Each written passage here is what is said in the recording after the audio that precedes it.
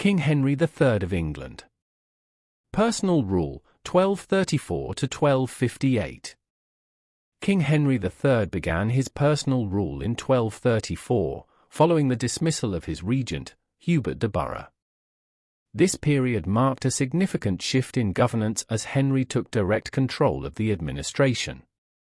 Inspired by his reverence for Edward the Confessor, Henry sought to consolidate royal authority and introduce reforms that reflected his vision of centralized governance. However, his reign was consistently marked by financial difficulties and growing tensions with the barons, who resisted his reliance on foreign advisors and questioned his ability to manage the kingdom's resources effectively. Henry's personal rule saw repeated efforts to strengthen the crown's control over justice and administration. He emphasized the importance of royal authority in legal matters, aiming to bring a sense of order and stability to the realm.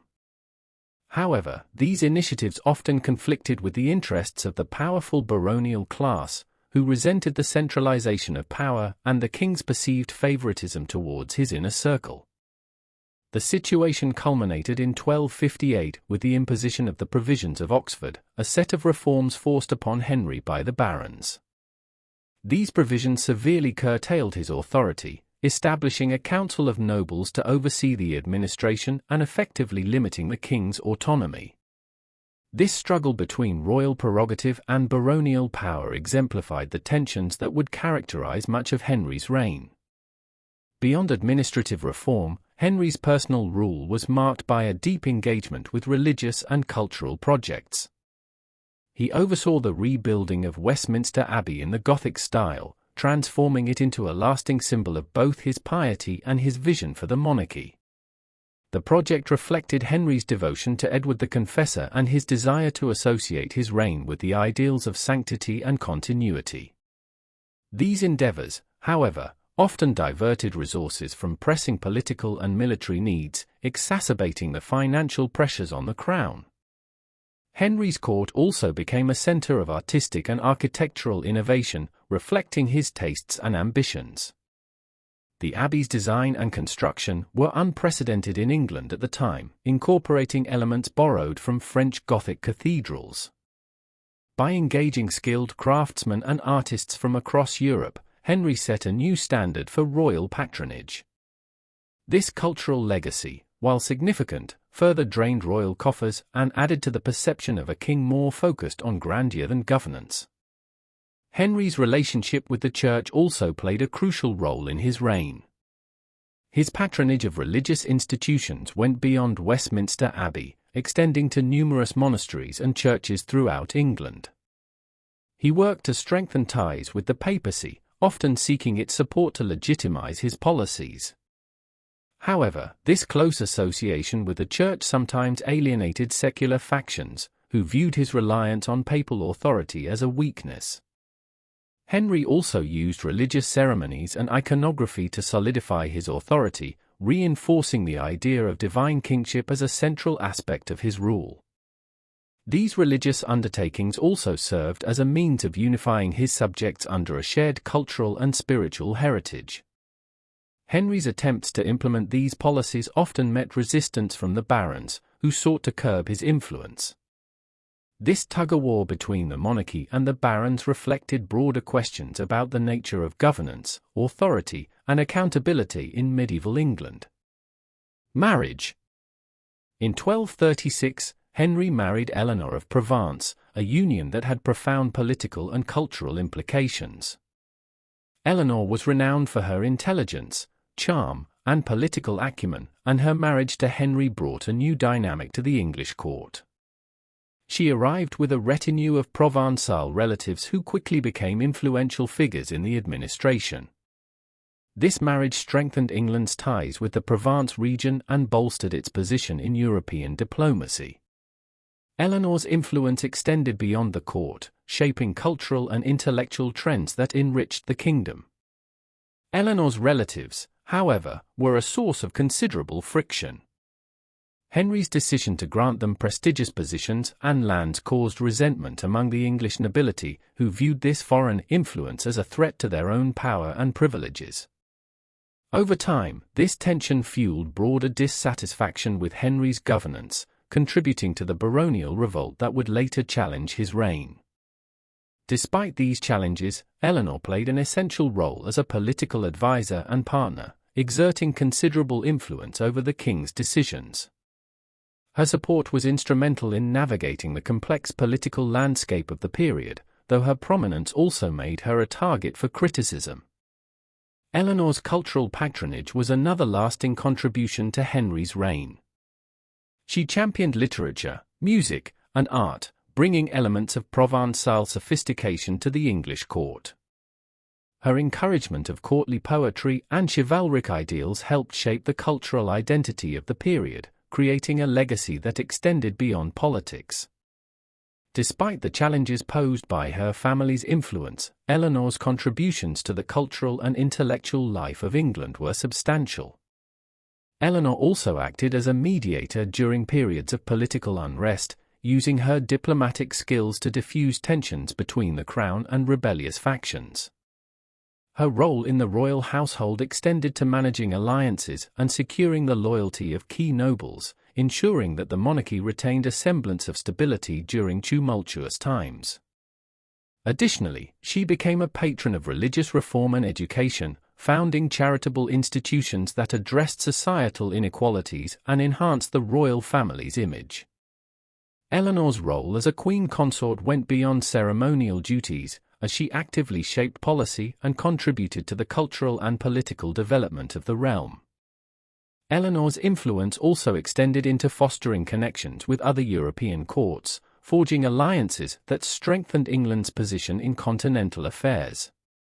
Her ability to navigate the intricacies of diplomacy complemented Henry's aspirations, even as their joint efforts often met with mixed results due to the internal challenges facing the crown. Poitou and the Lusignans. Henry's close relationship with the Lusignan family, his maternal relatives from Poitou, was another defining feature of his reign. The Lusignans were known for their ambition and sought to capitalize on their connection to the English king to amass wealth and influence.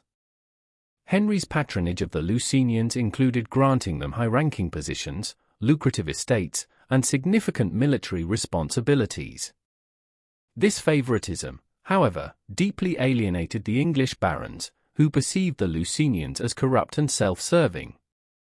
The Lusignans' involvement in Henry's military campaigns, particularly in Poitou, was emblematic of the broader struggles of his reign.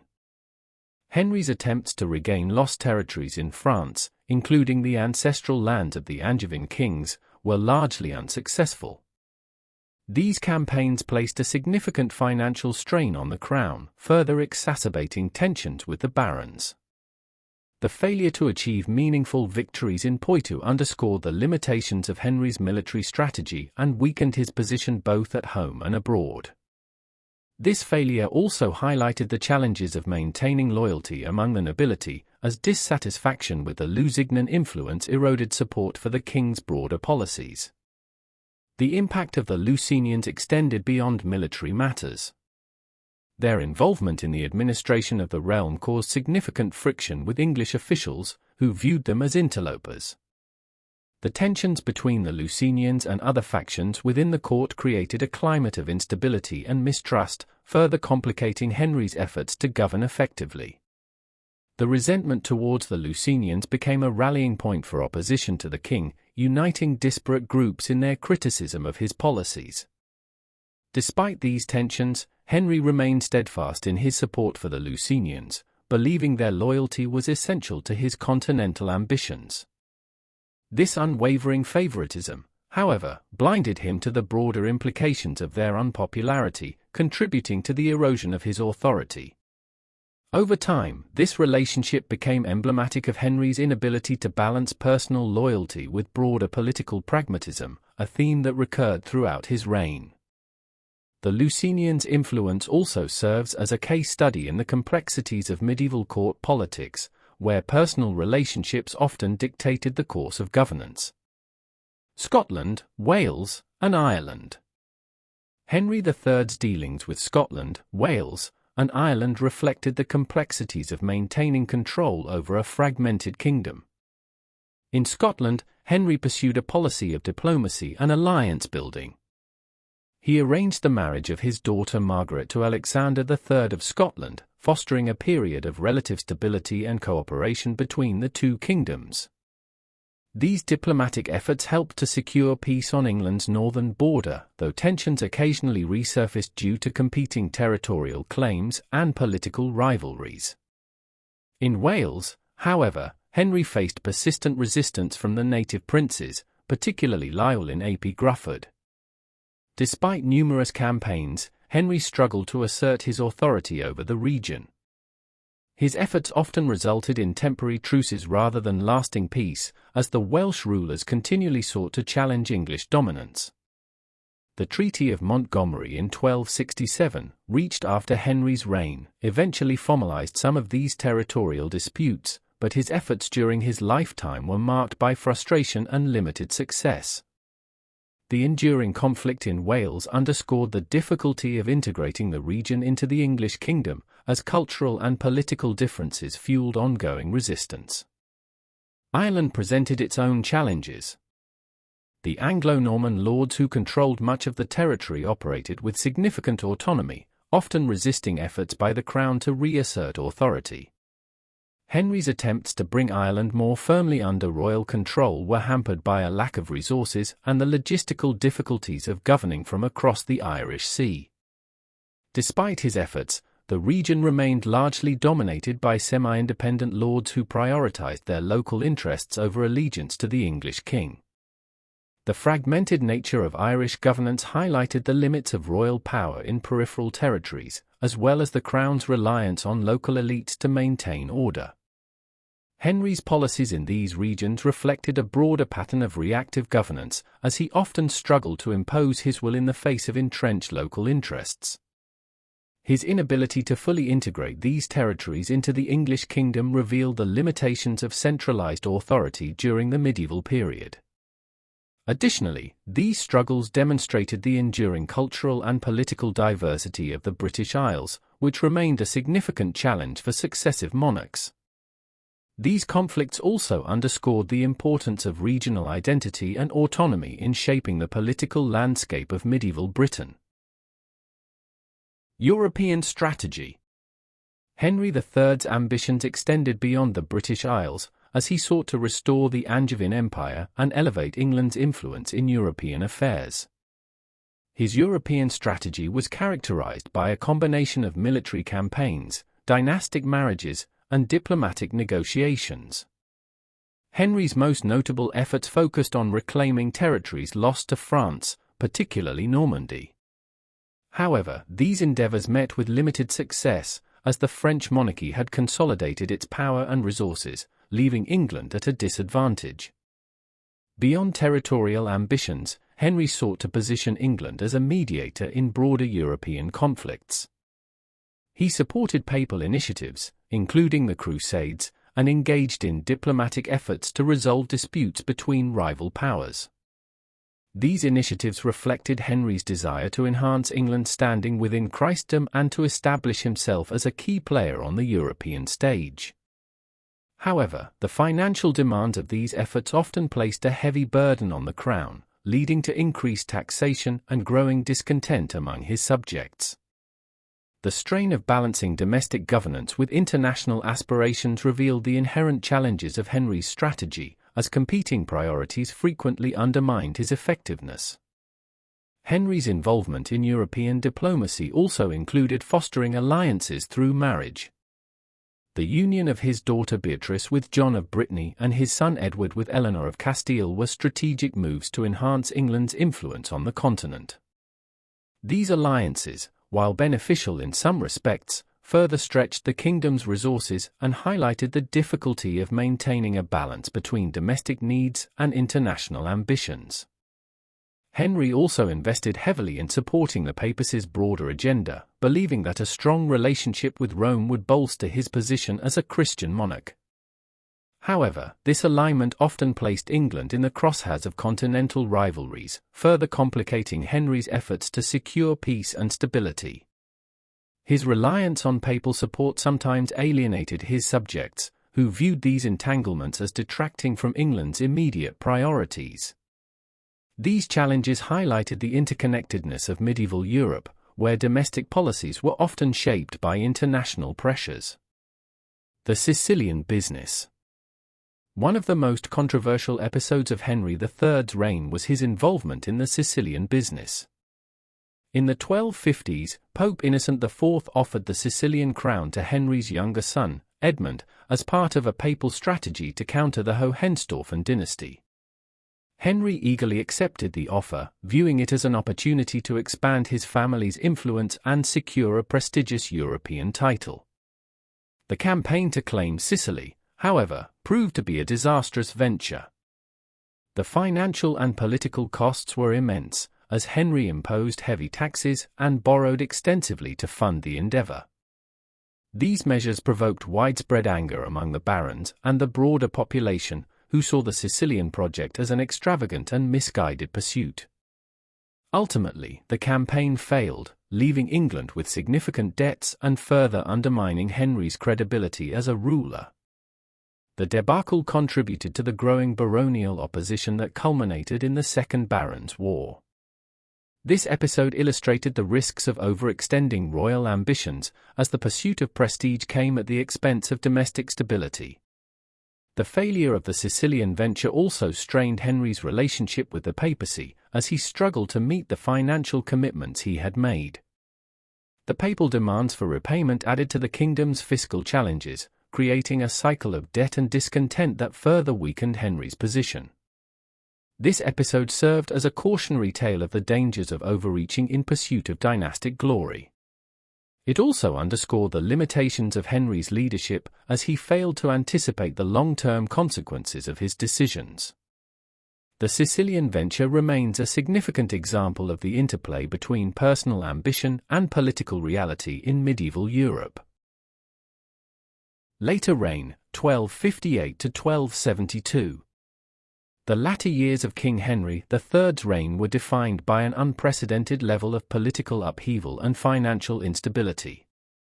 Facing persistent challenges from an increasingly disillusioned baronial class, Henry struggled to maintain control over a kingdom burdened by heavy taxation and mounting public dissatisfaction.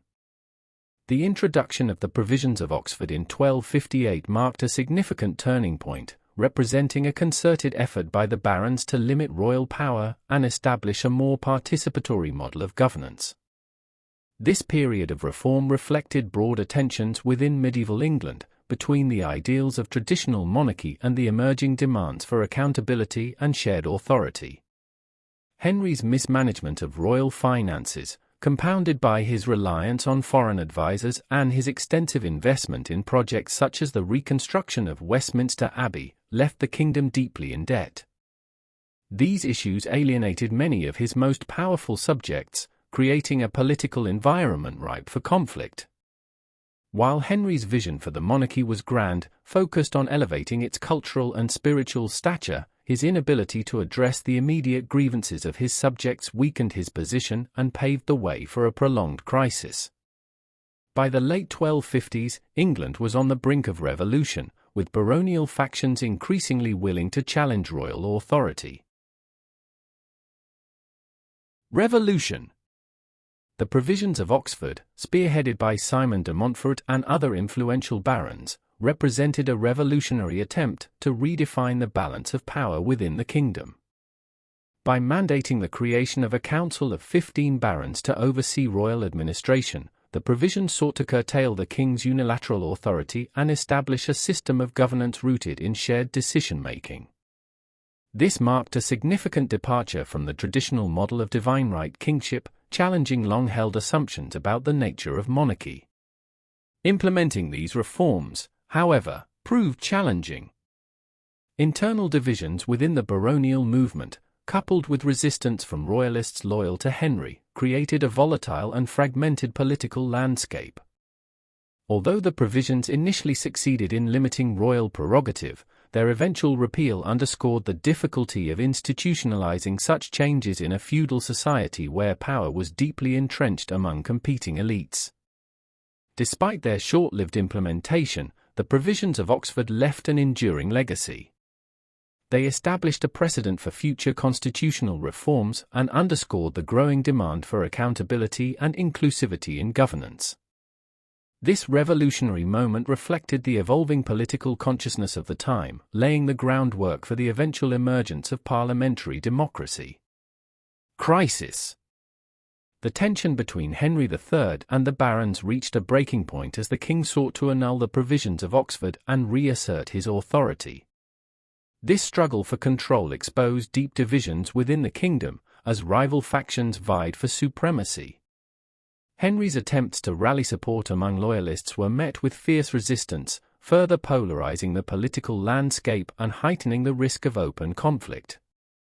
The crisis came to a head in 1264 with the outbreak of the Second Barons' War. Simon de Montfort emerged as the leader of the baronial faction, orchestrating a rebellion that culminated in the Battle of Lewes. This pivotal clash resulted in a decisive victory for de Montfort, who captured both Henry and his son, Edward. With the king effectively deposed, de Montfort assumed control of the government, initiating a brief but transformative period of baronial rule. Under de Montfort's leadership, significant reforms were enacted, including the convening of a parliament in 1265 that incorporated representatives from towns and boroughs. This marked a groundbreaking expansion of political participation, reflecting the growing influence of urban and mercantile interests. However, de Montfort's regime faced considerable challenges, including internal discord and external pressures, which ultimately led to its downfall. In 1265, Prince Edward, the future Edward I, escaped captivity and rallied royalist forces, leading to the decisive Battle of Evesham.